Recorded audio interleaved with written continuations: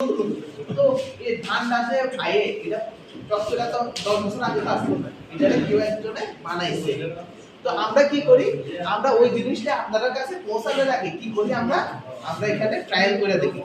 Trial করে দেখে এই ডিস্ট্রিক্টের লাগে এখানে এটা কাজ করবো কিনা ঠিকঠাক এটা আমরা দেখি। তো দেখে সেটা যখন এটা দেখে যে আমরা এখানে সবটি সাকসেস হয় এমন কথা না, কিছু ফেল হয়। তো আমরা বেশিরভাগ এমন জিনিসের লওয়ার চেষ্টা করি যেটা আমরা এখানে থেকে সুইটেবল আছে এমন জিনিস। তখন আমি এখানে যদি বইতে হঠাৎ করে গম চাষ করি, বর্ষাকালে গম চাষ করতে এটা অবাঞ্ছিত হবে, এটা তো এমন জিনিসই করি যেটা এখানে থেকে সুইটেবল হবে এমন টাইপের জিনিস করি। আর এটা পরবর্তী সময় যখন সাকসেস হয় আমরা ডিপার্টমেন্টে রিপোর্ট করি, তখন আপনারা দেই। তো এটা হলো আমরা। তো আমরা এখানে শুধু সব ধরনের এক্সপার্ট আছে, যেমন আমি শস্য, ডাল শস্য, তারপর তৈলবীজ, জল, মাটি এগুলি দেখি।